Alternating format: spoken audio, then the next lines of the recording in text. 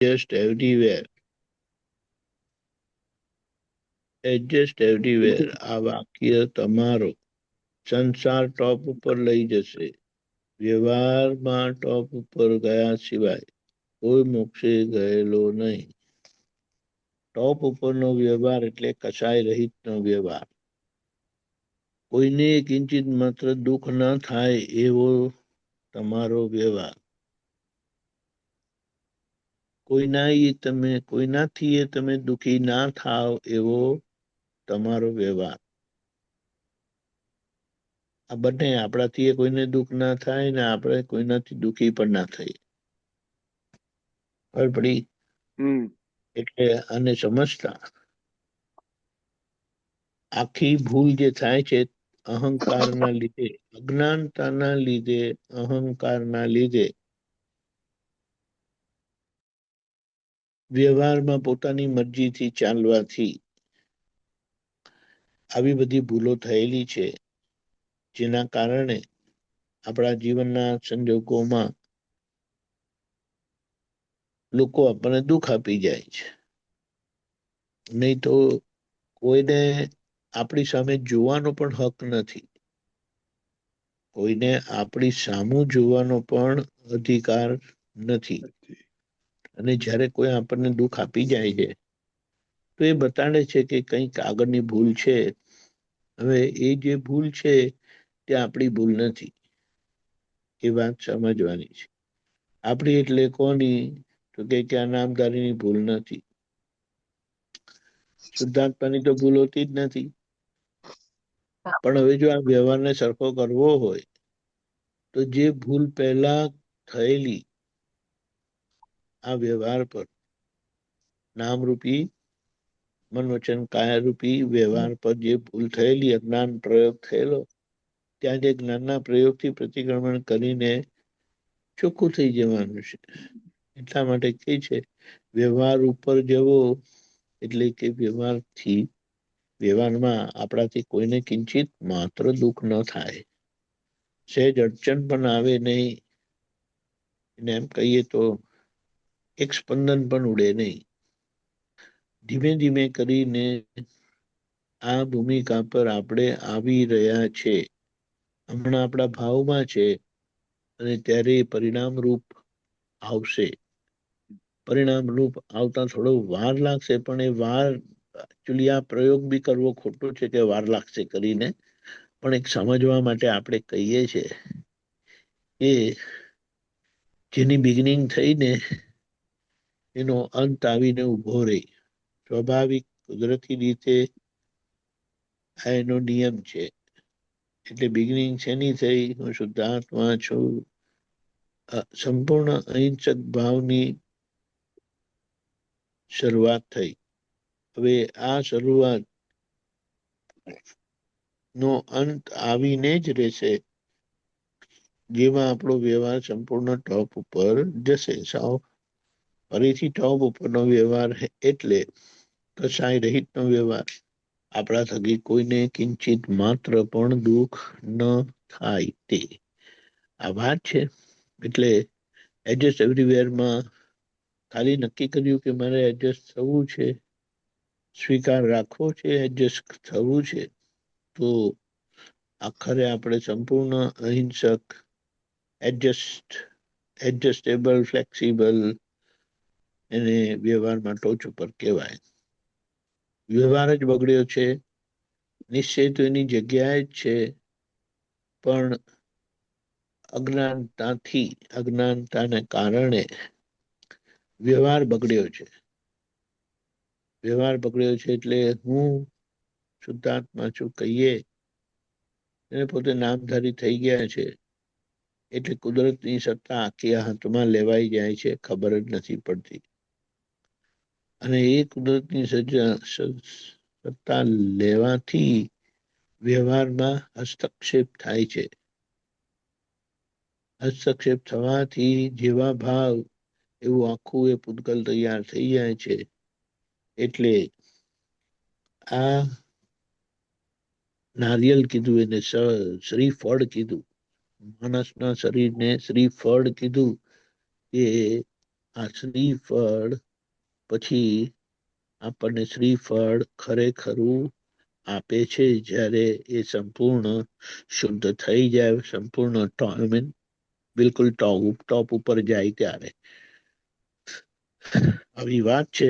એટલે વ્યવહારથી ભડકવાનું નથી, પણ જેમને નિશ્ચય પ્રાપ્ત થયો છે એ વ્યવહારની કોઈ પણ પરિસ્થિતિમાં ડગે નહીં, કોઈને હરાવે પણ નહીં, અને એ નિશ્ચય પ્રાપ્ત થયેલો નિશ્ચય બળથી વ્યવહારની બધી ખામીઓ પૂરી કરી દે.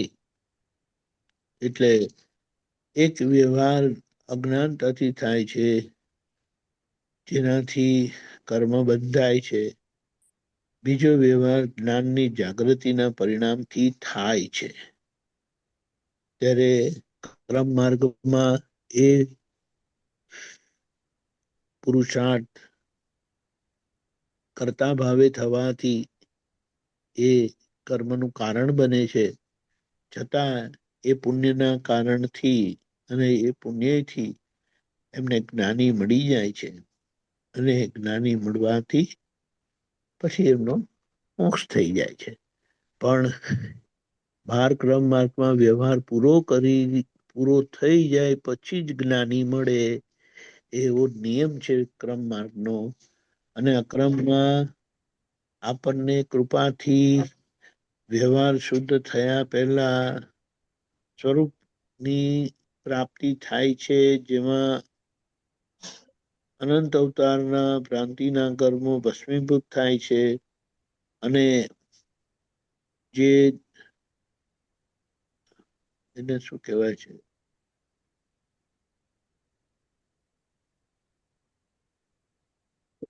પૂર્વના કર્મના બધો ઢગલો હતો, એને નામ ભૂલી ગયો. સ્ટોકમાં કર્મ હોય જે ખેંચાયા જ કરે, અવતારોથી જયા કરે, એ ક્યારે પણ પૂરા થાય એવા નથી. પણ જ્ઞાનીની કૃપા થાય તો એમની કૃપાથી એ કર્મો ભસ્મીભૂત થઈ જાય છે. આપણા થઈ ગયા, જેને દાદા એ વરાળ રૂપી અને પાણી રૂપી જે કર્મ હતા ને તે દાદા એ બાળી આપ્યા, જેના કારણે આપણને જાગૃતિ ખુલ્લી થઈ કે હું શુદ્ધાત્મા છું. એટલે આ રીતે આપણને વ્યવહાર શુદ્ધિનો રસ્તો આપ્યો છે. અને આ જે ચાવી આપી છે તે ની ચાવીથી આપણો વ્યવહાર સરખો થઈ જાય. અને વ્યવહાર સરખો થઈ ગયો તો મોક્ષ દૂર નથી. પણ વ્યવહાર ચોખ્ખો નહીં થયો તો મોક્ષની તો વાત જવા દો, એ વ્યવહારમાં જ એટલા બધા દુઃખી થાય અને એ દુઃખની પરંપરા એમના માટે ચાલુ રહી.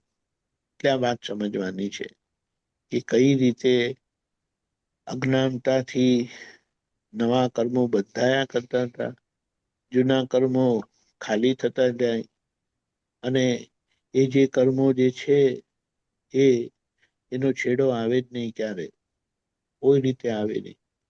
એટલે એક ભૂમિકા એવી સરસ તૈયાર થાય છે.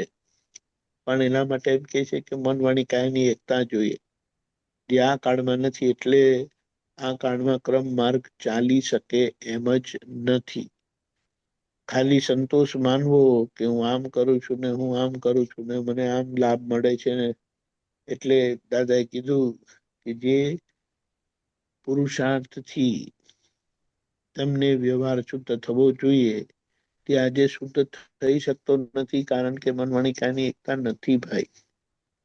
એટલે દાદાના અક્રમ વિજ્ઞાનથી, અક્રમ માર્ગથી, એમની કૃપાથી સીધો નિશ્ચય પ્રાપ્ત થઈ જાય છે, જે વ્યવહાર ચોખ્ખો થયા પછી ક્રમમાં પ્રાપ્ત થાય છે.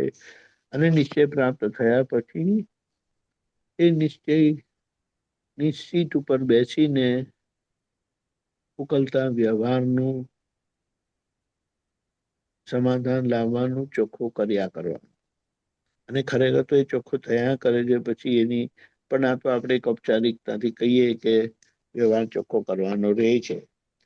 કરવાની વાત આવે એટલે ત્યાં કરવાનું, ત્યાં કર્મ બંધ છે. પણ અહીંયા એ પ્રતિક્રમણના પુરુષાર્થથી કર્મો ધોવાઈ જાય છે, ધોવાતા જાય છે. એટલે આ રીતે મુદ્દો સમજવાનો છે કે આ વ્યવહાર ચોખ્ખો થયા વગર, અને કયો વ્યવહાર ચોખ્ખો થવો એટલે કચાય રહિત પ્રેમ સ્વરૂપ વ્યવહાર થવો જોઈએ. એ વાત્સલ્ય અંગ જે દાદાનું છે, જે છેલ્લા પૂર્ણપણે પ્રગટ થયું હતું. દાદાએ કીધું 15 દિવસ બાકી હતા જેવા, આજથી અમે સંપૂર્ણ પ્રેમ સ્વરૂપ. ત્યાર પછી કોઈની ચિઠ્ઠી વાંચી નથી, ત્યાર પછી બીજી કોઈ વાતો દાદાએ વિશેષ કરી નહોતી. જેમને એમને વ્યવહારથી સંકળાયેલા હતા એમની જોડે વાતો કરી હતી. બાકી હવે દાદાએ કીધું હતું, હવે ફક્ત અમારા દર્શનથી જ લોકોનું કામ થશે, એટલે તમારે આલોચના કરવાની જરૂરત નથી. તો એક જણ આવી રીતે આલોચના લઈ આવ્યું હતું કે દાદા તમારી આલોચના વાંચો, જેમ કે. તો દાદાએ કહી દીધું હતું કે હવે એ શક્ય નથી. દાદાના ફોટા પાસે આ તમારી ચિઠ્ઠી મૂકજો આલોચનાની, કોઈના હાથમાં ના આવે એવી રીતે, અને રોજ 1 કલાક પ્રતિક્રમણ કરજો 1 મહિના સુધી, અને પછી થઈ જશે. એટલે આવી રીતે છે.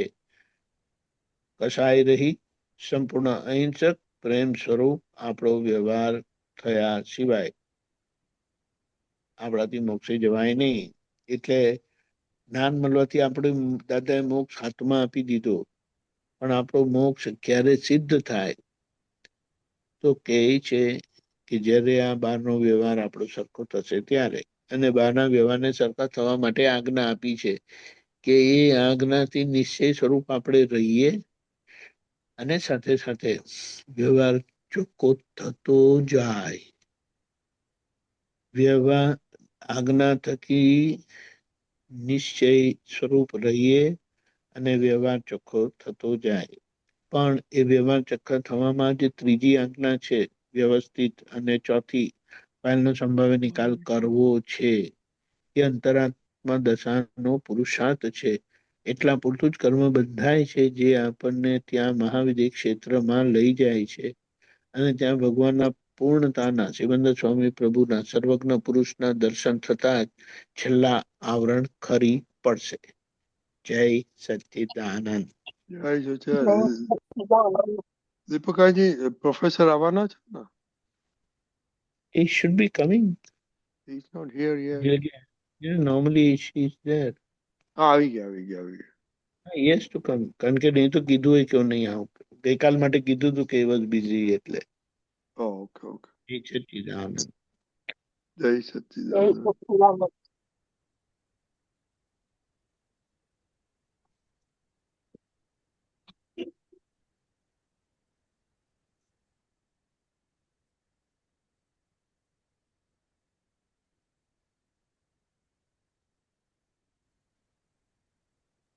જય સચ્ચિદાનંદ પ્રોફેસર. જય સચ્ચિદાનંદ. We can start. જય સચ્ચિદાનંદ. જય સચ્ચિદાનંદ. જય સચ્ચિદાનંદ. પ્રાતઃ વિધિ. શ્રી સિમંદર સ્વામીને નમસ્કાર. શ્રી સિમંદર સ્વામીને નમસ્કાર. શ્રી સિમંદર સ્વામીને નમસ્કાર. શ્રી સિમંદર સ્વામીને નમસ્કાર. શ્રી સિમંદર સ્વામીને નમસ્કાર. વાત્સલ્ય મૂર્તિ દાદા ભગવાનને નમસ્કાર. વાત્સલ્ય મૂર્તિ દાદા ભગવાનને નમસ્કાર. વાત્સલ્ય મૂર્તિ દાદા ભગવાનને નમસ્કાર. વાત્સલ્ય મૂર્તિ દાદા ભગવાનને નમસ્કાર નમસ્કાર નમસ્કાર વાત્સલ્ય મૂર્તિ દાદા ભગવાનને નમસ્કાર નમસ્કાર નમસ્કાર પ્રાપ્ત મન વચન કાયાથી આ જગતના કોઈ પણ જીવને કિંચિત માત્ર પણ દુઃખ ન હો ન હો ન હો પ્રાપ્ત મન વચન કાયાથી આ જગતના કોઈ પણ જીવને કિંચિત માત્ર પણ દુઃખ